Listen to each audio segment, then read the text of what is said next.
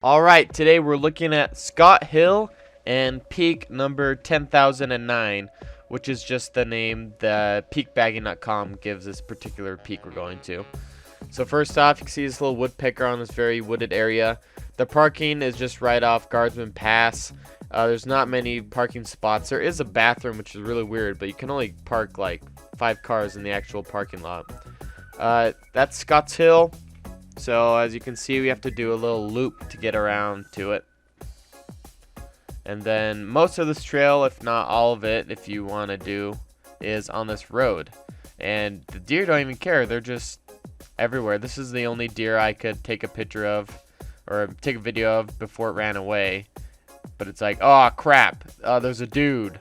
But even then, he's just like, whatever. And there he goes hopping away. So onto this dirt road we go. Alright, so this is the Scots Pass.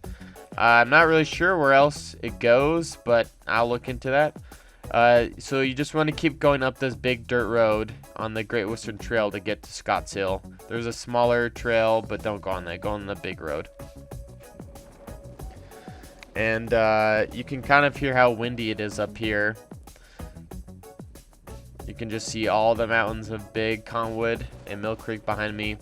I passed this hunter guy with a crossbow, or I can't remember if it's crossbow, but there he goes. He was hunting deer, but I saw them. Fool. So it's pretty windy up here. Alright, so that's the top of Scots Hill. Here we go. And here we are up on top. Apparently, that last shot I showed with the guy, that's where the trail was. I just cut straight up right by that little station there. It was a little faster, but just try to find the trail. And then yeah, just amazing views of all these mountains. The volume's basically like 0 right now, but you can tell how windy it is. Just insane. And then here's a little marker there.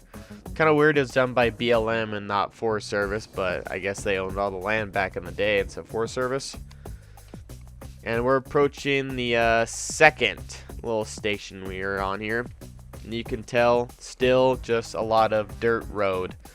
And yeah, if you had a car that could get on this road and not gate it off, you could just drive to the top basically. And then here's a little hawk eagle thing flying around. It's really windy, so he's probably having some trouble, but he's trying. He's looking for the little mice or whatever. Alright, that was peak 10,009. Not really peak, more of just like a bump, but we're just gonna keep going this ridge line. And now this is the farthest I went today. You can just see down into this little valley here. And if you just kept going, you would go onto Silver Peak, which I did a video of. And I was surprised to see some random people just crawling around over here. There's not really any trail. I don't know what they're doing. Maybe they were geocaching like me, but I don't know. It's kind of weird. And then I saw this trail and I decided to just go and see where it went.